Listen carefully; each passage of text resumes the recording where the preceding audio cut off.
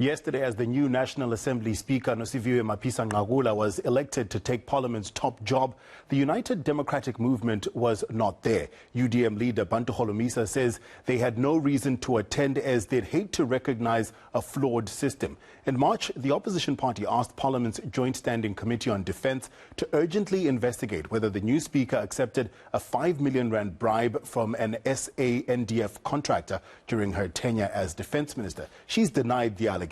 For the latest on the matter, we're joined by UDM leader Bantu Holomisa. Mr. Holomisa, thank you so much for taking the time to speak to us. Now that she's been elected as the new National Speaker, where does that inquiry stand? Well, academically, the inquiry is still there, but there are fears that there might be another political instruction from Luthuli House instructing those members of the ANC in the Joint Standing Committee to scupper the whole investigation. I'm consulting with the whistleblower and their legal representative with a view perhaps to channel this investigation to outside Parliament and leave the ANC in Parliament to swim in their stew. When you called for the investigation, you had evidence that you had received. What evidence is this that you received that made you call for this investigation? And do you now think that it's going to be swept under the carpet, as you said, now she's become Speaker? The evidence which is there contains even the conversation between the minister and the service provider concerned. And also the question of timelines needs to be investigated thoroughly.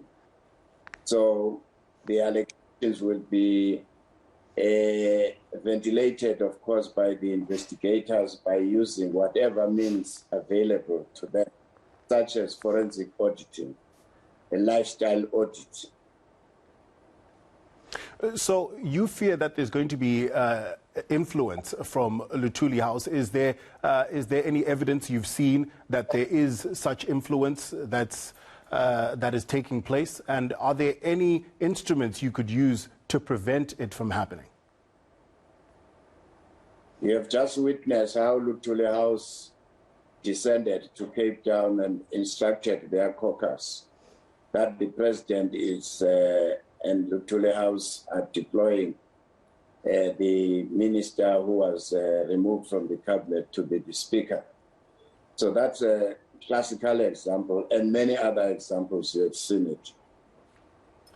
Why do you think she was made speaker or chosen to be speaker by the ANC? I don't know. I'm not a member of the ANC.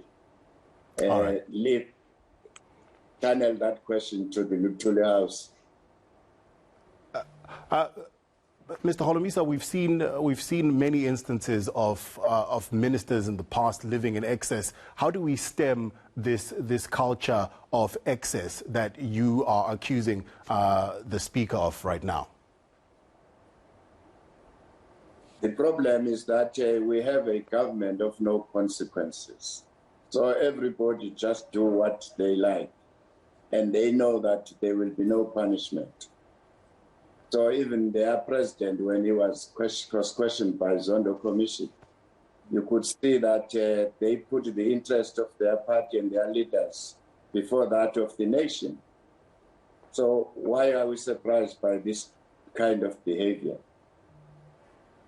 Well, thank you so much for joining us. That was UDM leader Bantu Holomisa speaking about the investigation that he's called for into the new Speaker of Parliament, Nosiviwe Mapisa-Nqakula.